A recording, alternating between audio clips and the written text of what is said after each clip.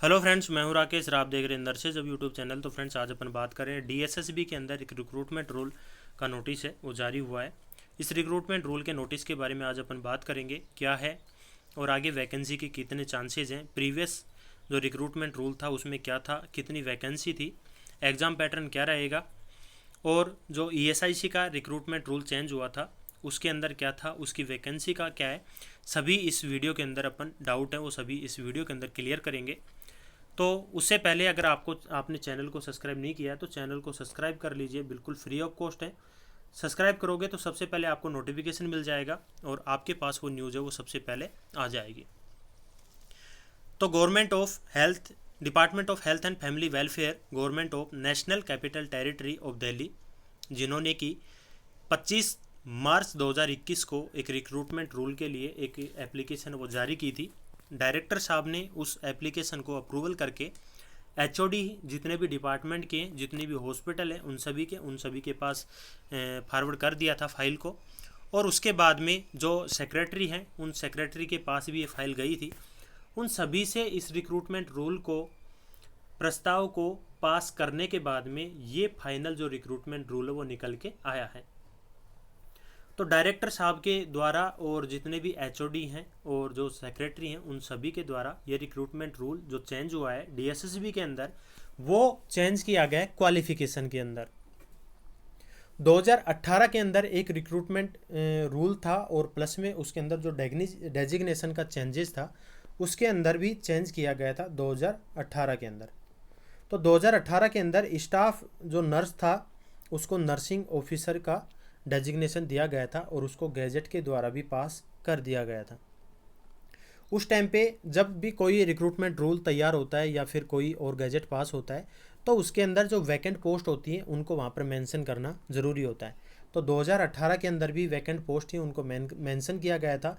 तो उसमें जो वैकेंट पोस्ट थी वो 2000 से ज़्यादा वहाँ पर वैकेंट पोस्ट थी। और उसके बाद में 2019 में जो वैकेंसी आई थी उसमें अप्रोक्स वो 600 से 800 के बीच में वैकेंसी निकाली गई थी। लेकिन उसका एग्ज़ाम हो गया था। एग्ज़ाम होने के बाद में जब स्टाफ की शॉर्टेज उनको दिखी तो उन्होंने फिर 600 जो पोस्ट है वो एडिशनल उसके अंदर ऐड कर दी गई थी।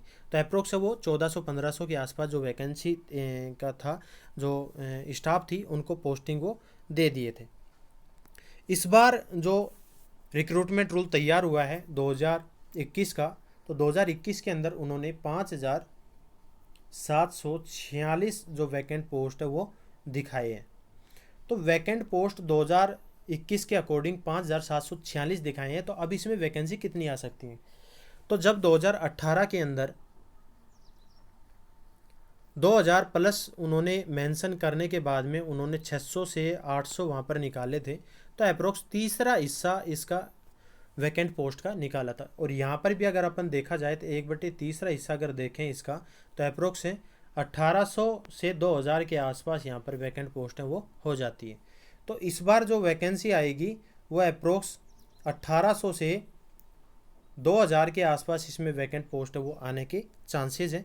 और ये वैकेंसी 2021 के लास्ट के अंदर या फिर 2022 के फर्स्ट के अंदर ये वैकेंसी आने के चांसेस रहेंगे। अब 2021 के अंदर ईएसआईसी का एक गैजेट पास हुआ था। उस गैजेट के अंदर वहाँ पर स्टाफ नर्स से और नर्सिंग ऑफिसर का उन्होंने जो गैजेट है वो पास किया था और उसके अंदर भी मेंशन पोस्ट की थी, सब कुछ उसमें मेंशन किया गया था। लेकिन बहुत से कैंडिडेट उस वैकेंसी, उस जो नोटिस था उसको वैकेंसी समझ रहे थे। तो मैं आपको साफ साफ बता दूं, ये कोई वैकेंसी का नहीं है, ये ओनली रिक्रूटमेंट रूल का है। और ऐसे ही ईएसआईसी का भी ओनली रिक्रूटमेंट रूल का ही पास हुआ था। अब इसमें रिक्रूटमेंट रूल है, जैसे कि ये जितने भी सेक्रेटरी हैं, डिप्टी सेक्रेटरी हैं, इंचार्ज है, उन सभी ने यहाँ पर इसको अप्रूवल कर दिया है, सभी के साइन है। कौन सा इंचार्ज है, उन्होंने कब इसको अप्रूवल दिया है, तो मैक्सिमम है वो 7 तारीख को, और एक है उन्होंने 12 तारीख को इसको अप्रूवल दिया है।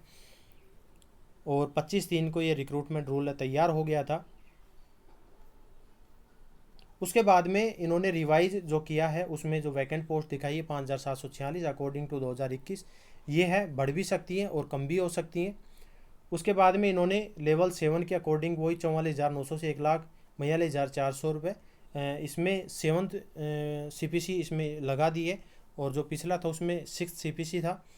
और उसके बाद में जो एज लिमिट है वो 30 ईयर रखा है, और प्लस में एज रिलैक्सेशन है वो अकॉर्डिंग टू कैटेगरी वाइज है, जिसमें SC ST OBC कैटेगरी, ये 3 कैटेगरी ही इंक्लूड है। इसमें जो इकोनॉमी की वीक जो कैंडिडेट हैं, जो क्लास तैयार की गई है EWS कैटेगरी, उसको एज के अंदर कोई रिलैक्सेशन नहीं दिया जाएगा। उसके बाद में BSc नर्सिंग कैंडिडेट और GNM जो कैंडिडेट है वो इसमें एलिजिबल रहेगा। लेकिन GNM जो कैंडिडेट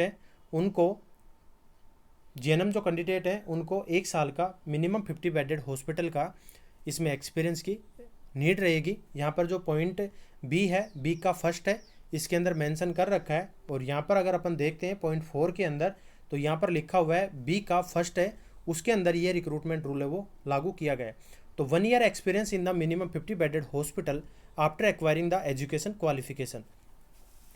तो बहुत से कैंडिडेट का एक ये डाउट रहता है कि सर मेरा रिजल्ट आ गया है और जो रजिस्ट्रेशन नंबर है वो नहीं आया है, तो मेरा अगर हॉस्पिटल में काम करने के बाद उसके अंदर एक्सपीरियंस काउंट होगा या नहीं होगा। एक्सपीरियंस काउंट होता है जिस दिन से आपका रजिस्ट्रेशन नंबर आ जाता है।